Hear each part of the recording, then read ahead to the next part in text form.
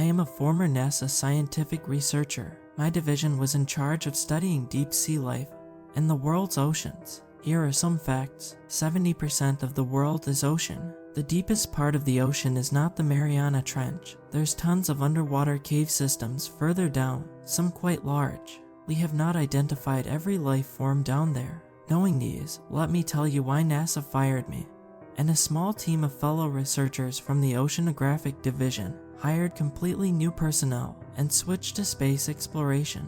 In their defense, I had no interest in continuing my research. Before I begin, I want to say that most of this division actually did study underwater life forms to varying degrees, but most researchers were not involved with the life forms that my team investigated. Therefore, no information about these events has been released to the public, at least to my knowledge. I'm purposely going anonymous here for many reasons, as the US government would prefer to keep this out of the public eye, and people have disappeared for far less in my profession. On an off note, it's deeply tragic what happened recently with the submarine that imploded. I think I'm correct in my suspicion on what caused it, of course, but it's not what the public was told. Anyway, I will now detail a few incidents that I think the public needs to be aware of.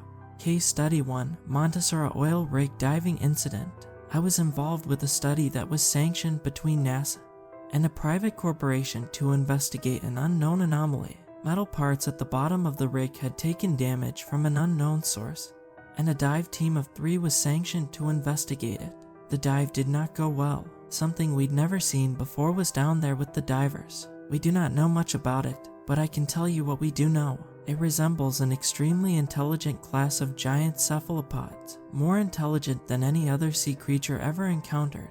They are strong and carnivorous, and extremely large. It's theorized they purposely damaged the rig to lure humans deep down. It's unknown what they normally eat, or why they sometimes decide to target humans, but it is clear they will not hesitate to eat us. The 3 divers that were attacked had little means to defend themselves. These cephalopods worked in unison, with an extreme understanding of human equipment.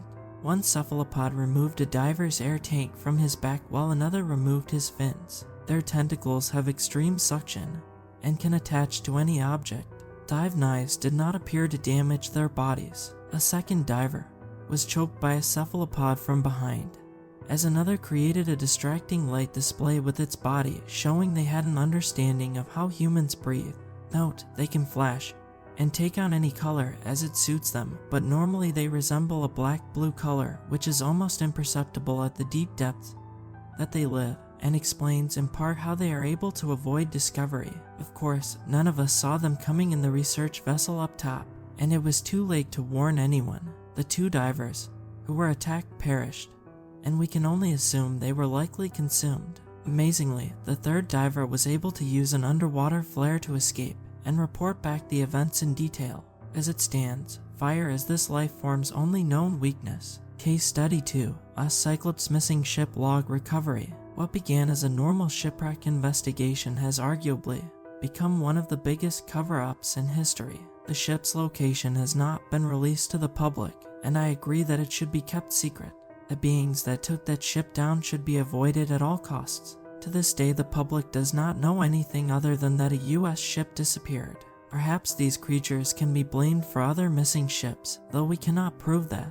This ship had a log that detailed the same beings encountered at the Montessori oil rig, black-blue giant squid resembling entities that work in teams and can use tools. These cephalopods engaged the ship at night in a surprise attack and damaged it beyond repair. They dragged down survivors, including many from atop lifeboats, using their tentacles. They left no trace of their encounter. They are clearly incredibly strong and can easily hold humans underwater, drowning them. There's a theory that they may even derive pleasure in killing, shown by them flashing certain patterns on their bodies immediately upon the taking of a life.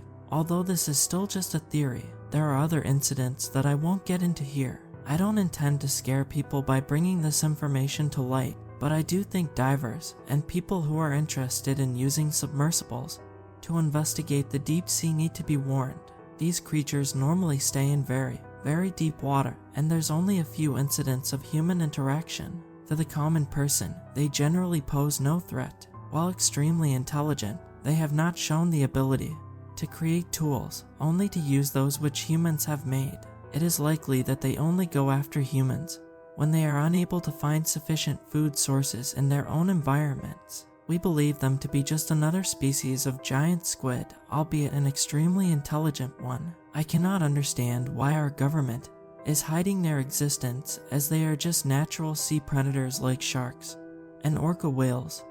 But whatever the reason, remember this: humans are not the top predators in the deep ocean. Naturally, NASA has chosen to avoid further exploration of the deep sea to avoid contact with these creatures until the proper measures are put in place.